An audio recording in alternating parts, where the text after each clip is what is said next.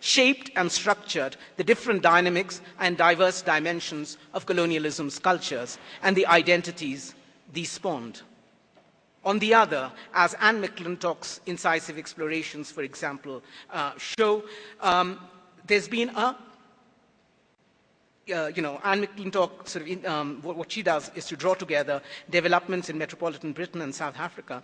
And what such exercises highlight are the intersections between race, class, and genders. Race, class, and gender as imaginaries and institutions. And these studies emphasize how race, class, and gender as institutions and imaginaries acquired new meanings through their elaboration within imperial terrains. The critical spirit of such work has been extended by two other developments. First, key discussions within post-colonial and subaltern studies have rethought the past and the present of the disciplines, especially keeping in view their linkages with determinations of colony and nation and race and gender. Of special significance here have been forceful considerations offered by Dipesh Chakravarty, for instance, concerning the inequalities and inequities of knowledge and power between the West and the rest, dominant visions and minority voices, and metropolitan histories and provincial pasts. Second, the corpus of writings that has stressed the critical place of the colonial experience in the making of the modern world. Emphases that have reached beyond analyses of the shaping of Europe by empire. Extremely important here have been discussions of the coloniality of power by scholars of Latin America, such as Aníbal Quijano, Enrique Dussel, Walter Mignolo, and Bogota's own Santiago Castro, as well as distinct important studies focusing on the linkages of Enlightenment and empire, and race and reason. Acute explorations of colonial cultures have been accompanied recently by the critical rethinking of subaltern subjects, especially through a focus on issues of history and community.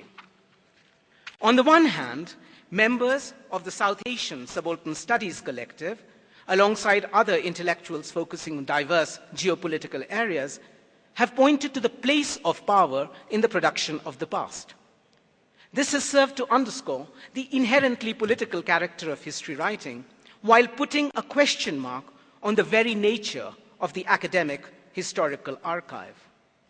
On the other hand, scholars of anthropology, history, and other disciplines have emphasized the precise plurality of cultural pasts, the manner in which history and temporality are differently approached and understood and seized upon and set to work by distinct social groups.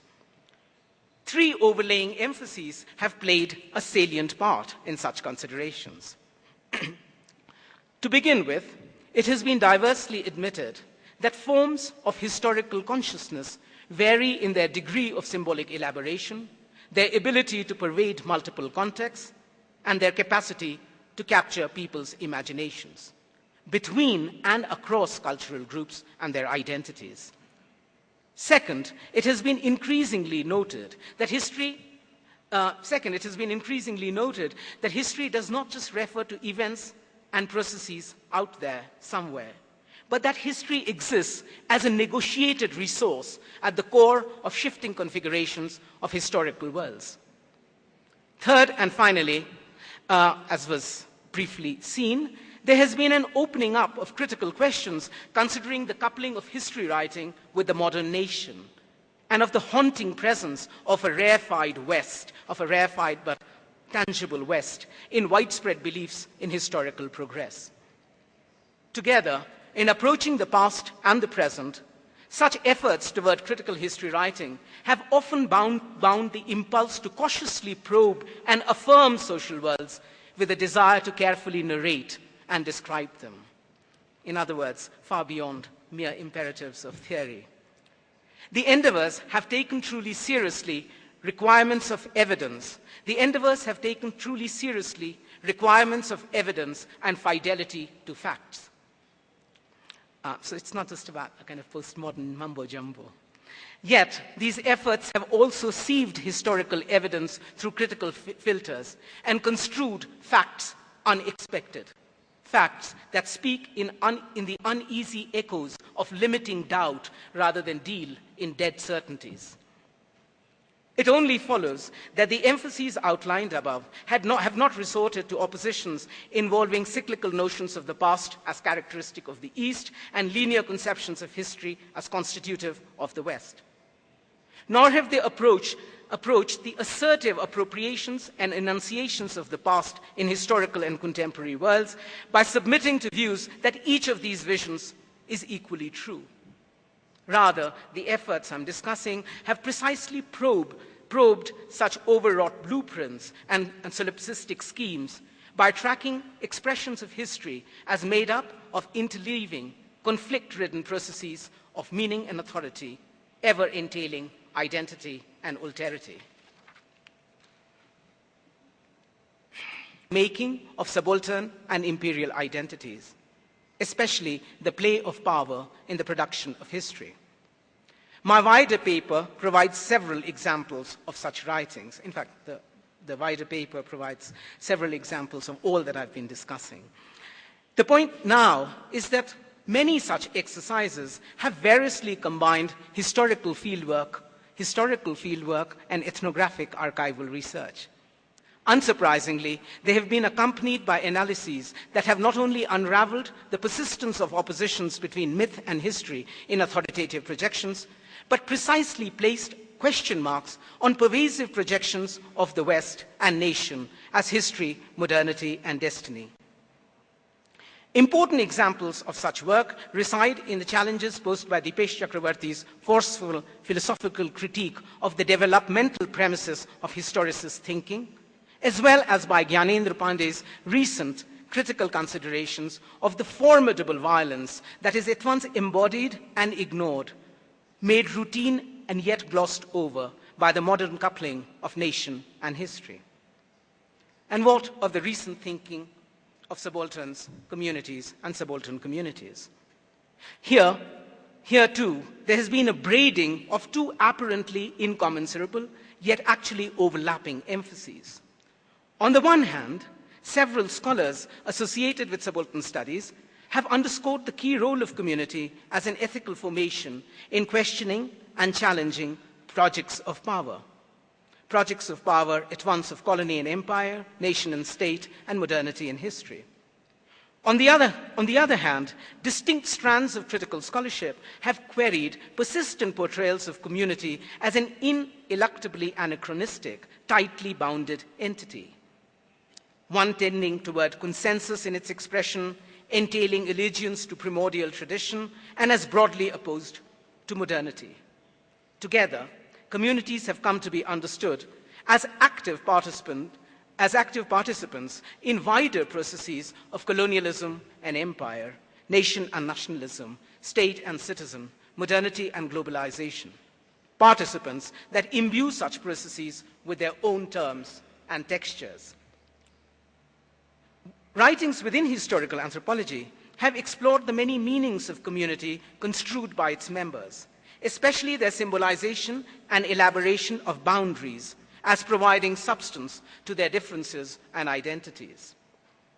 In the first place, this has involved examinations of the constitutive location of community within wide-ranging processes of power, as well as of its internal divisions as expressed in terms of property, gender, law, and office.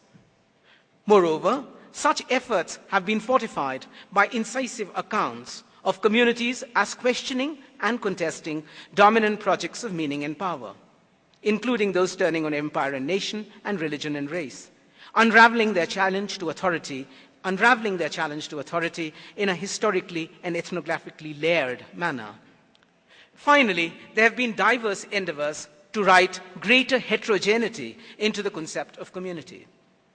Indeed, recent reconfigurations of the category have derived further support from the thinking through of the antinomy between community and state, moves that have queried the analytical binaries of modern disciplines, binaries which are closely tied to totalizing templates of a universal history and exclusive blueprints of a Western modernity. These writings suggest that in recent scholarship, prudent procedures have been afoot in the rethinking not only of community and history, but also of nation-state, nationalism, and modernity, all issues that I've discussed elsewhere. My point now concerns critical considerations of modernity, its processes and persuasions, questions that I wish to take up precisely having learnt much from explorations of colonial cultures and subaltern subjects discussed so far. Let me begin by suggesting that modernity might be usefully approached as turning on distinct historical processes over the last 5 centuries. Here are to be found processes involving commerce and consumption, reason and science, industry and technology, nation-state and citizen subject, public spheres and private spaces, and secularized religions and disenchanted knowledges. At the same time, here are to be registered 2 processes entailing empires and colonies, race and genocide, resurgent faiths and rarefied traditions, disciplinary regimes and subaltern subjects, and magic of the state and enchantments of the modern. This is to say that through the past 5 centuries, the procedures of modernity as history have been anything but seamless, homogeneous, or straightforward, contrary to claims made on behalf of the singular trajectory of the phenomena.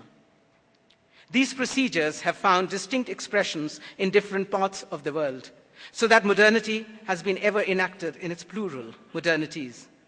At the same time, whether cast as modernity or modernities, the procedures herein have referred to decisively contradictory, contingent, and contested processes of meaning and authority.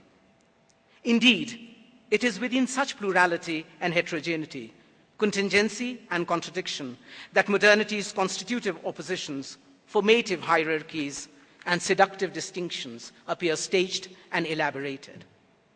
Unsurprisingly, it is also here that they are to be found the abiding enchantments of modernity.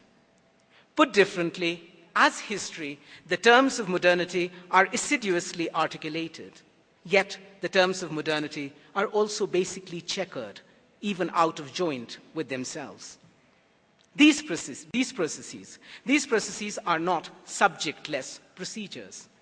Rather, these processes emerge expressed by subjects of modernity, subjects who have engaged and elaborated the stipulations of modernity as history. Here, it is patently inadequate to conflate the subject of modernity with the modern subject. What do I mean by this? Influential discussions and commonplace conceptions of modernity have frequently proceeded by envisioning the phenomenon in the image of the European and Euro-American, also often male, modern subject. In contrast, in speaking of subjects of modernity, I'm referring to historical actors who have been active participants in processes of modernity, both subject to these processes, but also subjects shaping these processes, the 2 meanings of the term subject. Over the past few centuries, the subjects of modernity have included, for example, indigenous communities in the Americas under colonial and national rule, peoples of African descent not only on that continent, but in different diasporas across the world, peasants, artisans, and workers that have diversely articulated processes of colony and post-colony, and indeed subaltern, marginal, and elite, women and men in non-Western and Western theaters. Does all this mean that I'm claiming that everyone living in the modern age axiomatically counts as a modern?